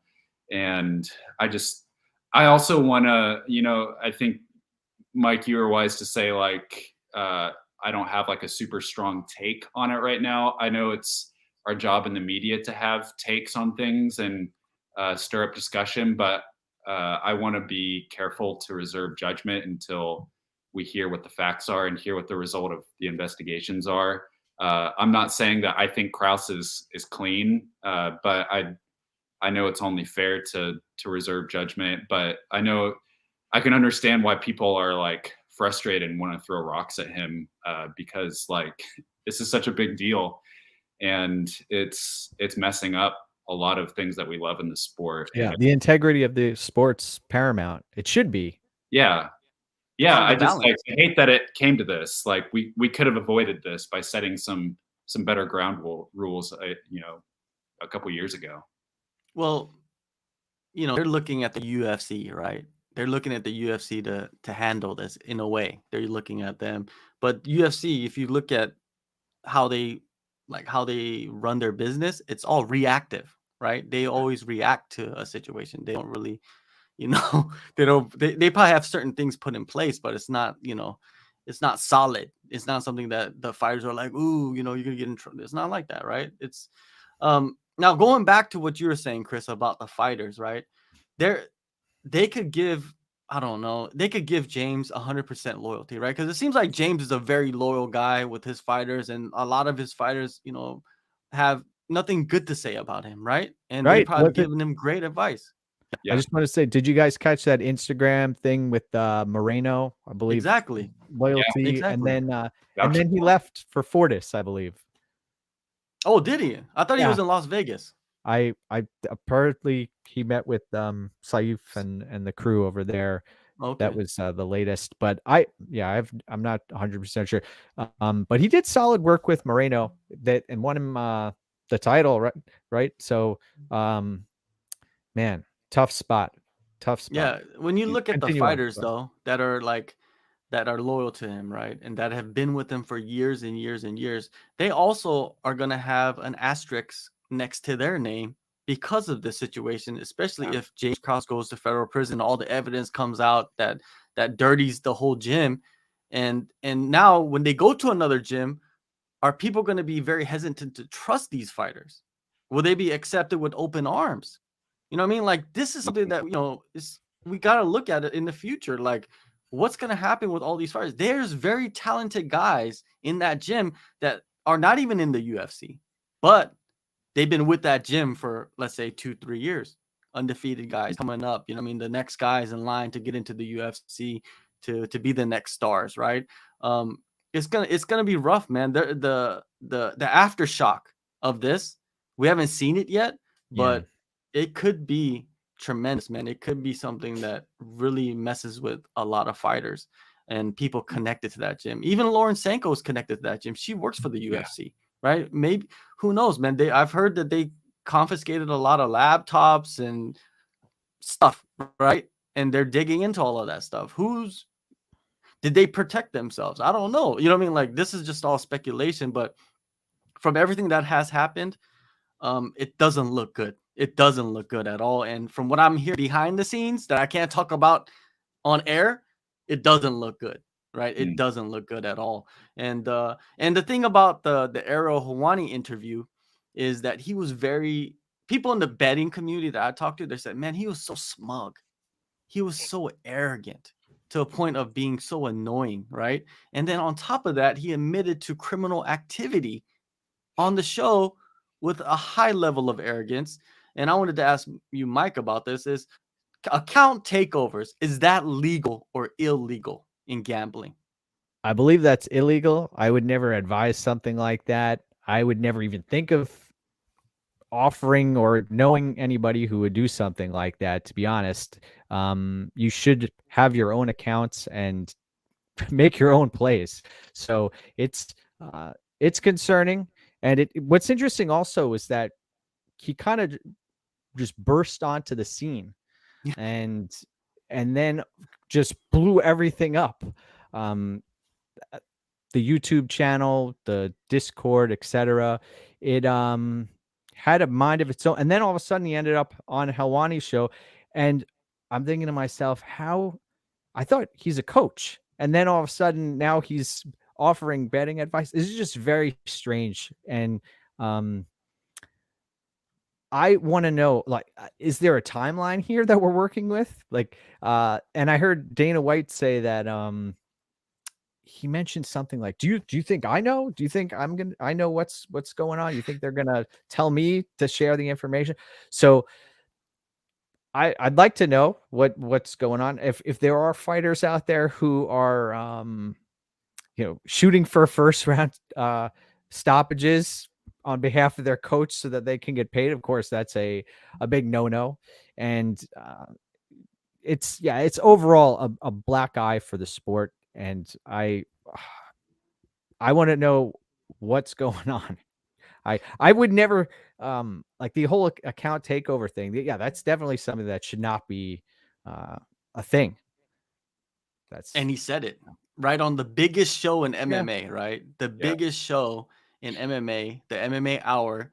And I believe that he was just putting himself out there for advertisement because he just had retired from fighting. So he's like, I'm retired from fighting. Moreno just won the title. He probably made a crazy amount of money with that fight because he bet on himself or on his own fighter, right, to get the finish. And he probably won he's probably a millionaire, right? Just Mhm. from gambling.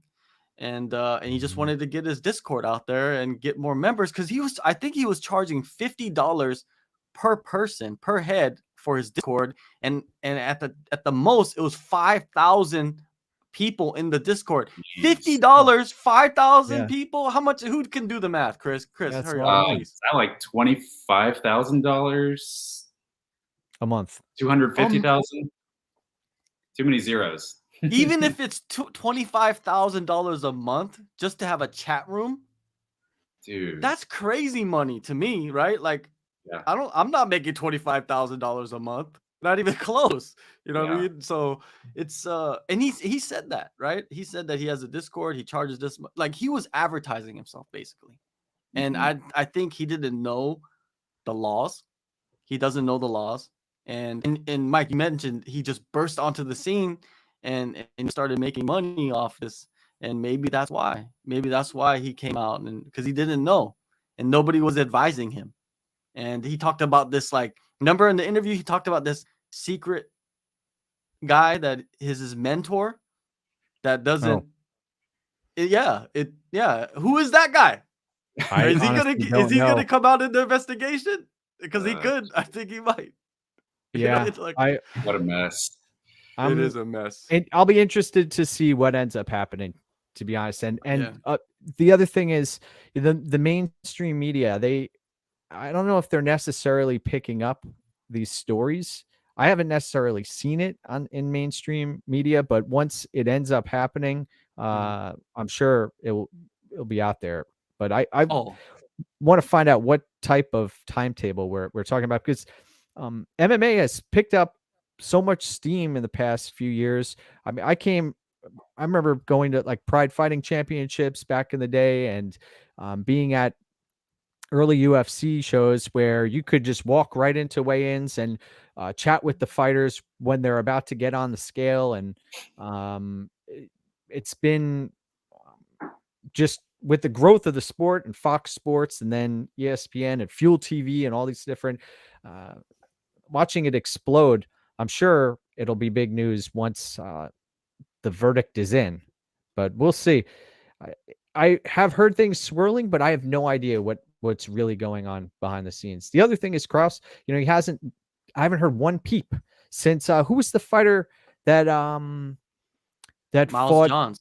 Miles Johns. Yeah, he was the one who kind of let the cat out of the bag and said that they suspended my coach. And then the next thing was so I knew him as a solid fighter who scored an upset victory and fought a tough who is it?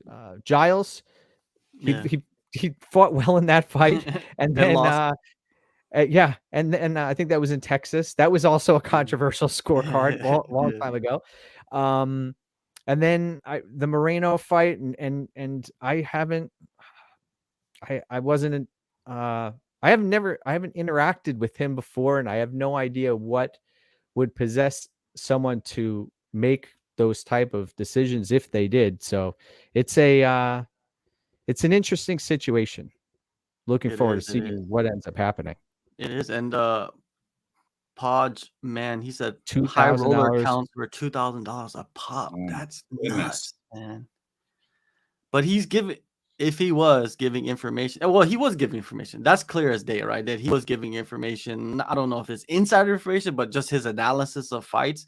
He said that he was betting on almost every fight on the card. Every fight on the card. Who do you know in the gambling world that bets on every fight on every card? Very rare, right? An action junkie, somebody who does that. I advise a more measured approach where you pick your spots, 1 or 2 or 3 plays per card, and but 12 all fights. That means all fights on every fight card. You have 42 fight cards. That's a lot of fights. But I guess if you have a great eye for the sport, or if you know what's going on behind the scenes, then it's the game is rigged. He's intelligent. Yeah, he was an intelligent guy, and he's been around the sport for a long time, and he studies fights. He studies fight tape, and he has to do it for his own fighters. So he does have a great eye for the fight. I mean, you could I could see like somebody maybe somebody that's in the past stepping away from coaching and getting into the gambling world just because of their resume of fighting and knowing fights and how to study fights and maybe how to predict the outcome of fights and getting into the gambling world. Maybe that's a slow evolution that some people can take. Like even fighters, right? Fighters, after they stop fighting, maybe they should get into the gambling, because why not? You know what I mean? Like, I don't see nothing wrong with that, right? But when you're intertwined in all, like in a web, you know what I mean? Like, and you're like, maybe you're messaging this guy to find out about this guy, or you're in the back in the locker room and because I heard a story about a coach. I don't know when it was, but a coach saw like somebody in the locker room and they didn't look well. So what they did is they hopped on the phone and made a bet right in the locker room against that fighter.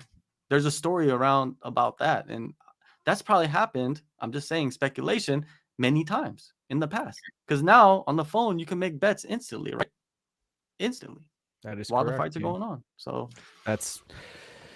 everything's portable and accessible at your fingertips these days. So hopefully safeguards are put into place to protect us from folks taking advantage of the system, because everybody wants a fair shake. Nobody should have an inside track into knowing what's going on behind the scenes. And even if they do know what's going on behind the scenes, they shouldn't be disseminating that information to anybody else. I mean, that's clear. You want fair accessibility for everybody, and for folks like myself and other folks who are breaking down fights, trying to work with the information that they have. It just isn't fair for folks inside of the system to have an advantage, and especially if there's money at stake too. So that's really what it comes down to. Chris, do you bet on fights? I don't, and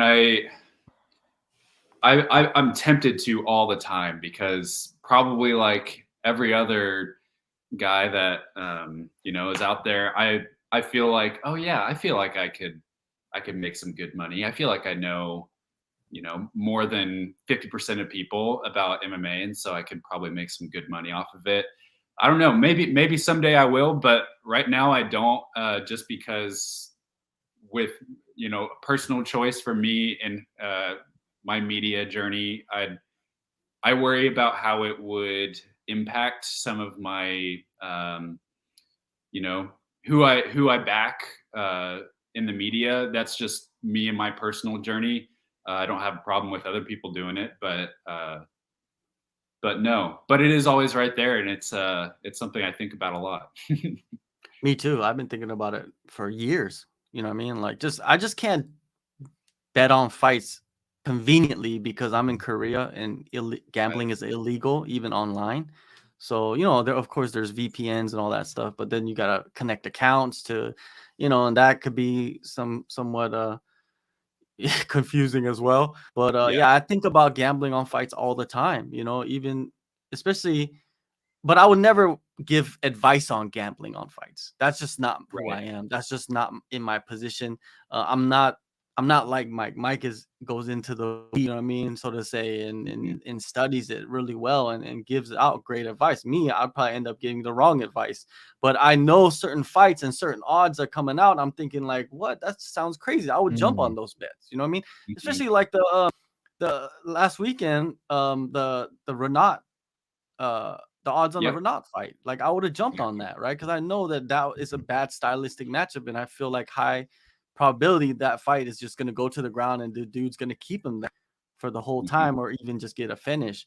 And that's what happened, right? But I would have bet on that. There's sometimes you see underdogs, right, that are like plus money, and you're like, wow, that's a bet you could take your chance on, right? Because that could come out on that person's side just stylistically, and they could maybe grind it out and get a decision, or even a finish, stuff like that. Like, you see those things, right? But it's not like every fight on the card.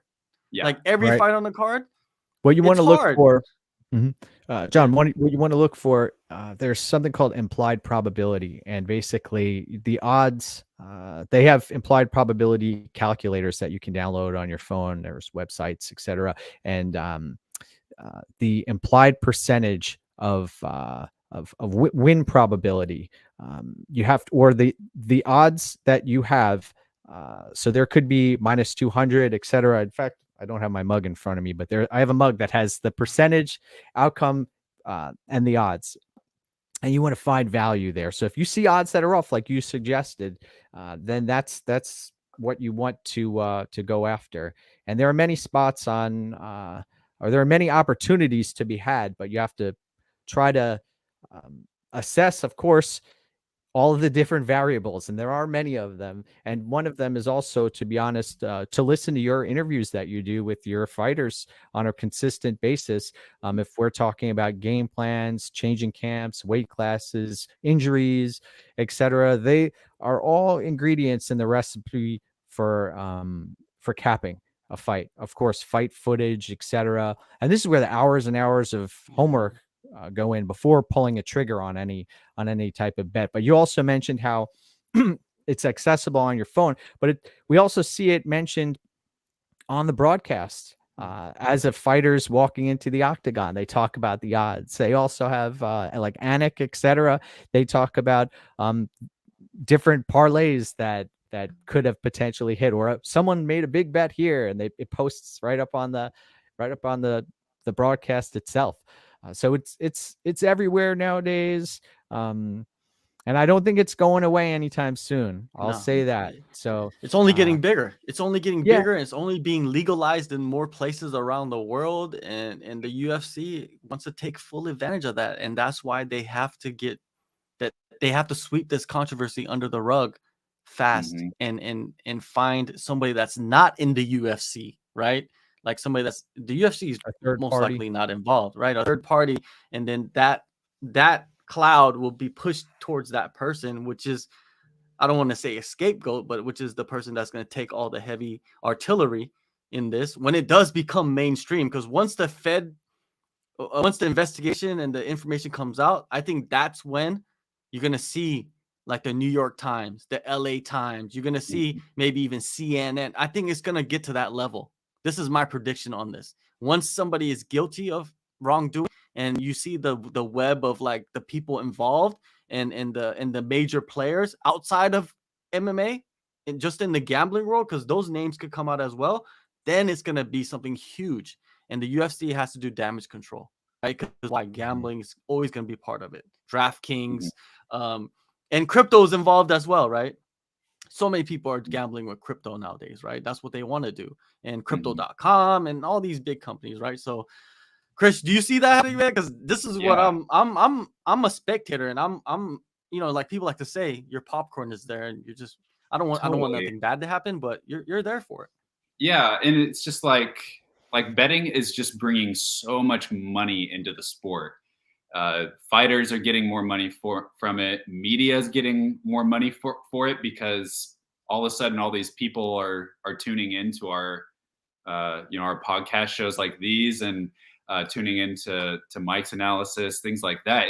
It's bringing so much money, and so I don't want it to go away. Even as someone who is fairly disconnected from the betting world, like I want it to be healthy and have good rules and be able to continue in a space that is good for everybody and ethical. I don't know if it'll never be totally ethical. There's always going to be something shady going on in back corners and locker rooms somewhere around the world, but doing the best we can because it is overall good for the sport and that it brings money to a lot of different areas in the sport to every level of it, and it gets people connected to the sport in a way that they have something personally invested into watching the fights, and so it grows the audience of the sport tremendously. That's a no-brainer, but it's someone's going to be made an example of, and someone's going to get made the scapegoat for all this. I don't want to say it's going to be James Krause, but but it could be. But as soon as that scapegoat, as soon as we have him or her, they're gonna get buried. They're gonna get totally buried, and it needs to be on all those newspapers, like you said. It needs to be out there because I guarantee you there are like Krause is the guy that everyone's talking about right now, but there are so many people. There's probably so many people around the world that are like deleting messages and all that stuff. Like He is not. You can't tell me he's the only person that has had some insider betting going on that is sweating a little bit right now because they don't want to go to prison. So, and that's why they need to make an example out of somebody. Buttholes are tight. You know why? Because people are gonna snitch. Once you start telling people like, "Yo, if you don't tell us anything, we're gonna put you in prison for 50 years." Yep. You gonna do 50 years for somebody? Nope. No. Even gangsters are not doing 50 years for other people. And they're snitching. The mafia is none of these people are a mafia, right? They're gonna tell you 50 years, 20 years, 15 years, 10 years in prison, maybe even 5 years scares you in prison.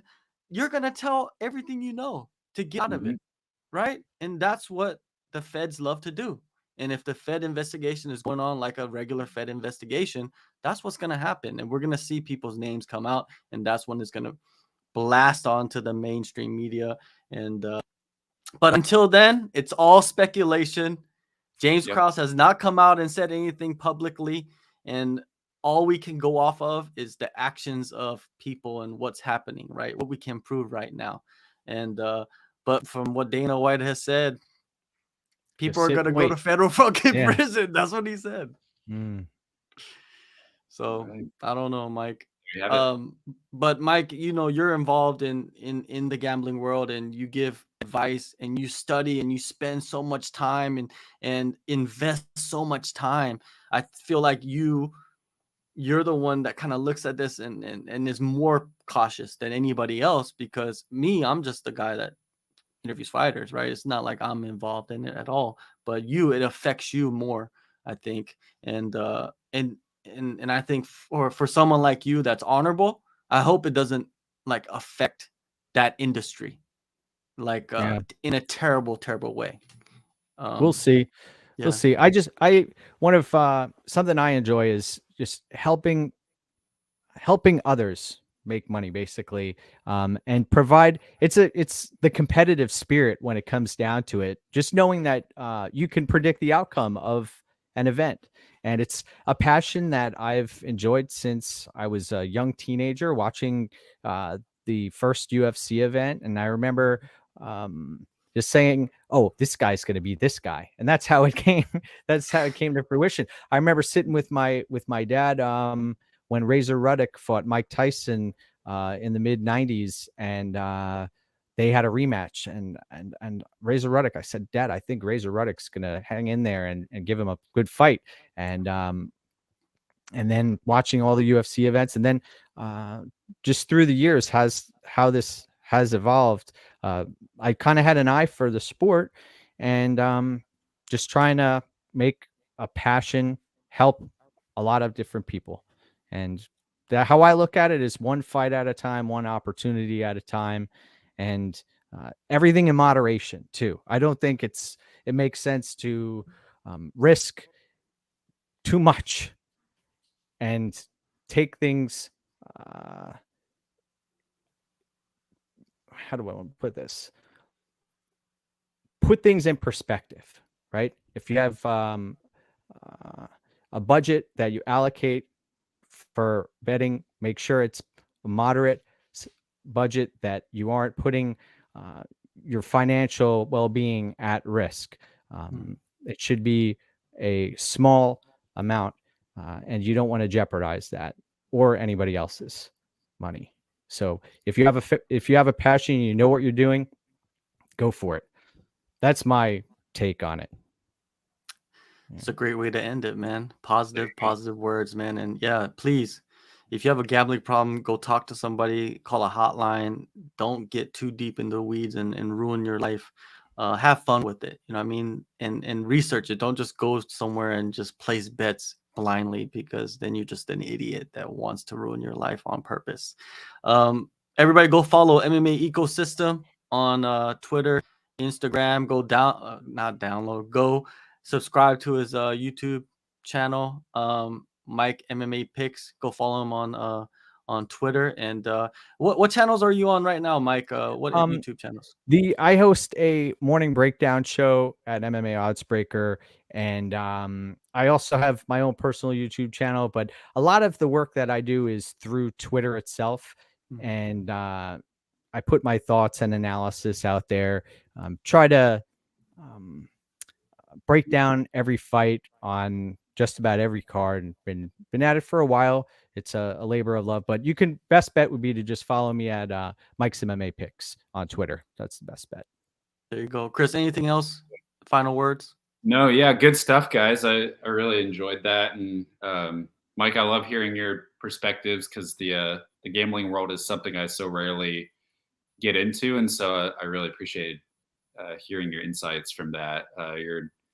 I feel like I'm a step closer to becoming a gambler because of our conversation. But yeah, good stuff. And yeah, let's hope that a lot of the stuff can get sorted out. There you go. Everybody, Merry Christmas. Happy New Year. Enjoy the holidays. Be with your family. Enjoy them. Embrace them. Give presents, receive presents, and stay healthy. Don't eat too much over the holidays as well. Just eat enough, because you don't want to spend too much time in the new year trying to work that off if you're into that stuff. But other than that, we all love having all these guests throughout the year, and I'm excited for another year with the All-Star, and we're gonna have more shows. We have the preview show, the pick show every week. We're gonna start that again in the middle of January as well. We're gonna continue with this and have Mike back, have Chris back for more discussions. Thank you, everybody. We'll see you guys in 2020.